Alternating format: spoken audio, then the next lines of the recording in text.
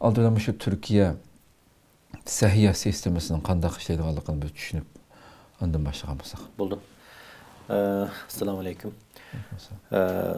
Türkiye'deki səhiyyə sistemisi yani dünyadaki en yaxşı səhiyyə sistemlerinden birisi. Dünya Səhiyyə Təşkilatı mı bunu itiraf qıldı ve nurgulğan devletlerge tavsiye qilgan, ülke qılıb göstərən sistemlerden birisi. Yani dünyada her xil devletlerde oxşamagan səhiyyə sistemini işletiyor. Olanın işte en köp işleten sistem aralaş sistem deyimiz biz.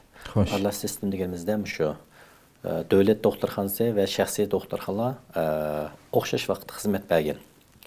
Ondan devletninki ictimai davalaş sığortası bilen şəxsi davalaş sığortasını ortak işletken sistemi. Şunlar biz bunu aralaş sistem deyimiz.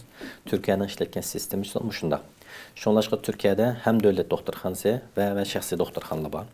Şundaqla devletninki SGK deyimiz. Türkiye'de yaşadığı buldu. SGK bu devletninki davalaş sığortası. Ona da şəxsilərinki nurgulğan davalaş sığortası var. Bu sığortaların aralaş işletilen bir sistemi mevcut Türkiye'de.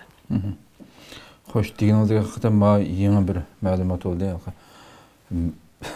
Köpünçe kişilerimiz bu adamda bu sahanın mesela Türkiye'deki tibbi sahanın dünyadaki en yaxşı birisi ikənligini hem de tekşürmegen insan bilmesi mümkün. Özümüz yaşayatqan bolsaq ama bir güzel bir məlumat oldu hakikaten.